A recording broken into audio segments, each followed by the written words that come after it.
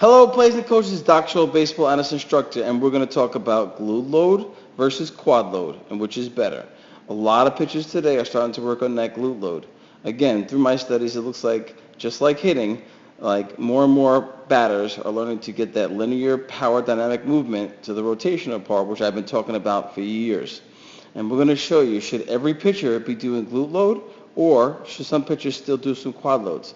And I'm going to show you how, as good coaching always is, I think it's important to know your players and decide which is best for them. So the first thing I want to talk about, and you see me talk about this all the time, I call it the apex lean. This to me is what starts it all. This is where you're going to be able to load up on the back side. You're at 95 degrees. So he starts that lean, which is going to allow him to sit back on that glute.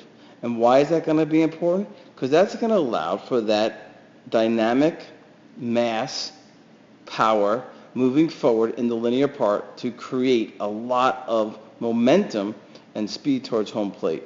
So here you see, you're going to see him sit back. See where he sits back on that backside? There's that glute load, right? Now you have to know your pitchers and know that you really need to have a lot of strength throughout the entire body to be able to sit back on that glute. A lot of young pitchers that I work with today can't do that yet. So they're more of a quad loader in their legs and push off. I do believe that this glute load allows you to get more movement towards home plate and be able to throw harder. But here's what I want you to look at. If you look at Fernandez, he does an amazing job. Look how much he's sitting back on that glute side, being able to create a lot of momentum and power and mass coming forward, right? So that's going to help with developing more speed towards home plate. Hamels too. Look how he's sitting back on the glute side. You know, his quads are still activated, but he's able to have enough strength in his leg to sit back. And finally, you're going to see Musgrove, who's the last one that I'm going to show you at first. Watch him sit back on that glute side, create that separation. But I want to always, and I say this a lot, good coaching and good pitching coaches, and I don't care what level it is, you have to respect some people's bodies. Some people are not as flexible. Some people's legs are not as strong. And as I study these pitchers and hitters, you have to respect that some guys are going to be slightly different.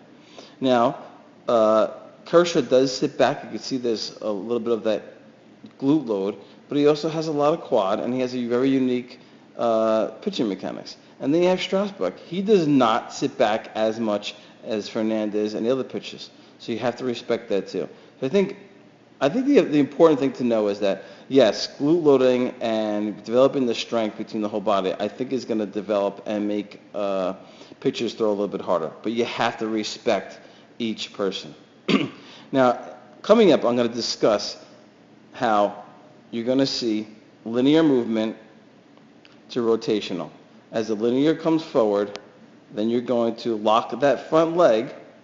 See him lock the front leg to help with the rotational part. So let's move forward to the hitting and what I was talking about.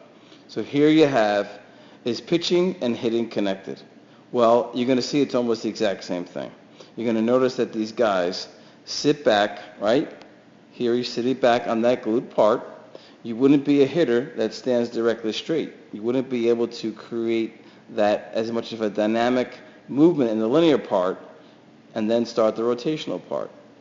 So pitching and hitting are a lot alike. Look at that front leg get strong. Now they look much better from the side view. He loads up. He loads up on that backside. Oh, there's the linear movement that we talked about, right? He's creating that linear movement. And just like I said, look at his front leg. When he lands, a stiff front leg to help start the rotation, because we want all that mass and power coming forward. If you've watched my videos a lot, I also think this is an important part. Everybody's talking about launch angle, right? And you notice if you watch all my videos, and I've been doing this for years, you'll notice that a lot of our hitters today are between 67, 68, 69 in their launch position when they get to that lower part. You also play an important role of getting your bat into that power position. Most guys are like at 90 degrees that I've studied. And you'll notice they've been often talking a lot about having that barrel pointing back towards the catcher. This is going to allow you to get a much better power motion through the zone. And now at contact, you notice I study all the time the same thing.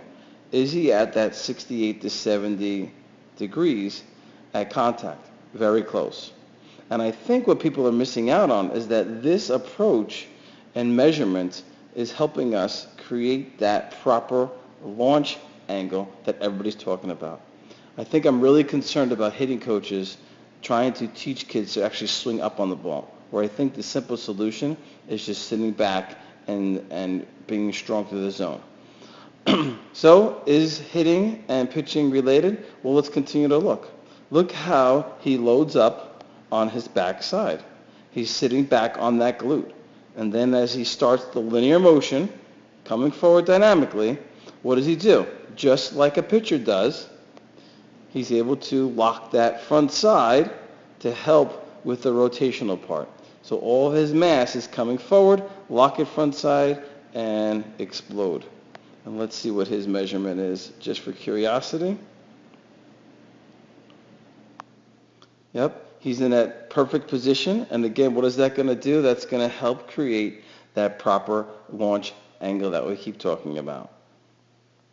Longoria does the same thing. You see that linear movement, front leg gets strong, and he's able to finish his swing and create that launch angle. So, like I said, it's all about that chain link, and this is a perfect example about how the body starts here at the bottom of the foot, then goes all the way through the body, through the hands, and again, he's sitting back on that glute. There's how that glute load is kind of connected to pitching. And so if you notice, the foot plants, the leg gets stiff so that we can start the rotation because all that mass is coming forward and apart, start the rotation, and explode to the ball. So just to recap, as you know, I think it's really important to know that you can't teach the same thing to every pitcher. I do agree that glute loading is going to help create more dynamic and mass moving forward, but I think it's important to know your players and know your batters. And there is so much science and so much studying now with video work that we really could take our pitchers and hitters to the next level. But we still need to respect that some of these guys have their own unique approaches. If you like this video, check it out on YouTube, Doc Scholl, or check out my Instagram, Doc Scholl Baseball. Any questions? Send to doc2323@gmail.com. I hope you enjoyed. Thank you very much.